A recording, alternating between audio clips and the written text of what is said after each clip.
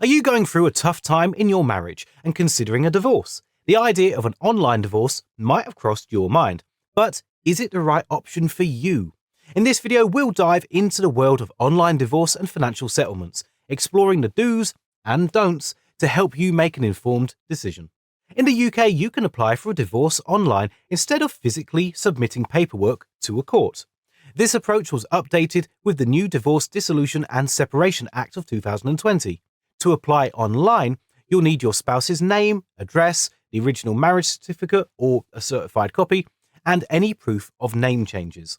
The cost for a divorce application in the UK is £593. Now you might wonder if an online divorce is suitable for your situation. It can be an ideal option if both parties agree upon the grounds for divorce, if they're both cooperative throughout the process, and have no disputes over cost. However, keep in mind that online divorce might not be suitable for complex cases involving significant financial assets, children, or disagreements. During a divorce, it's crucial not to overlook the divorce settlement. In the UK, divorce settlements revolve around dividing assets and finances, which may include pensions, properties, savings, investments, and regular maintenance payments for children or living expenses. To make an agreement legally binding, both parties must apply for a consent order. Now let's look at the advantages of an online divorce. Firstly, the process is faster, reducing the average timeline significantly compared to traditional paper-based divorces. Online divorces can also save you money on legal fees, as it's more straightforward and less stressful. Additionally, the UK government's online application process allows couples to end their marriage jointly without making allegations against the other spouse. Of course, online divorces also come with some drawbacks. Without a solicitor, misunderstanding or errors may occur, especially in complex cases.